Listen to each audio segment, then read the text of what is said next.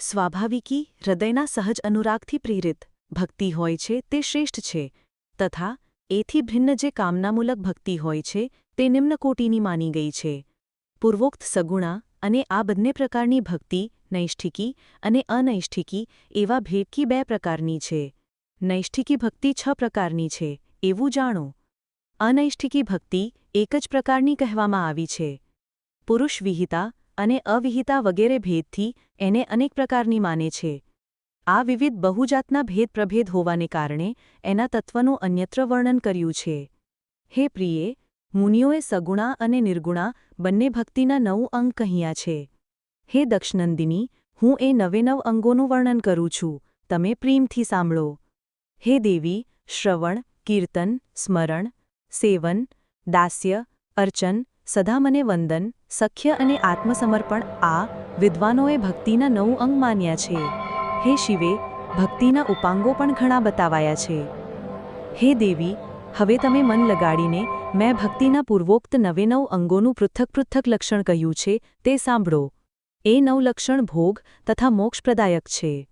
જે સ્થિર આસનથી બેસીને તન્મન વગેરેથી મારા કથાકીર્તન વગેરેનું નિત્ય સમ્માન કરતા પ્રસન્નતાપૂર્વક પોતાના કાનને એના અમૃતોપમ રસનું પાન કરીને ભરી દે છે, એને એટલે કે એવા સાધનને શ્રવણ કહે છે.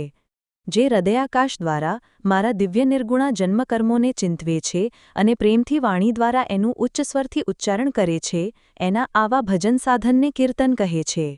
હે દેવી, મુજને નિત્ય મહેશ્વરને સદા અને સર્વત્ર વિદ્વાન વ્યાપક જાણીને નિરંતર નિર્જય રહે છે, એને જ સ્મરણ કહેવાય છે. અરુણોદયથી લઈને પ્રત્યેક ભક્તિના સમયે સેવ્યની અનુકૂળતાનું ધ્યાન રાખતા હૃદય અને ઇન્દ્રિયોથી જે નિરંતર સેવા કરવામાં આવે છે તે જ સેવન નામક ભક્તિ છે. પોતાને પ્રભુનો કિંકર માનીને હૃદયામૃતને ભોગથી સ્વામીનું સદા પ્રિય સંપાદન કરવું દાસ્ય કહેવામાં આવે છે. પોતાના ધનવૈભવ અનુસાર શાસ્ત્રીય વિધિથી મને પરમાત્માને સદાપાગ વગેરે 16 ઉચ્ચારો જે સમર્પિત કરે છે એને અર્ચન કહે છે. મનથી ધ્યાન અને વાણીથી વંદનાત્મક મંત્રોનું ઉચ્ચારણપૂર્વક 8 અંગોથી ભૂતલનો સ્પર્શ કરતા જે ઈષ્ટદેવને નમસ્કાર કરવામાં આવે છે એને વંદન કહે છે. ઈશ્વર મંગલ અથવા અમંગલ જે કાંઈ પણ કરે છે એ સર્વ મારા મંગલ અર્થે જ છે. આવો દ્રઢ વિશ્વાસ રાખવું સખ્ય વ્યક્તિનું લક્ષણ છે. દેહ વગેરે જે કાંઈ પણ પોતાની કહી શકાય એવી વસ્તુ છે તે સર્વ શ્રવણમ કીર્તનમ ચૈવ સ્મારણમ સેવનમ તથા દાસ્યમ તથાર્ચનમ કેવી વંદનમ મમ સર્વદા.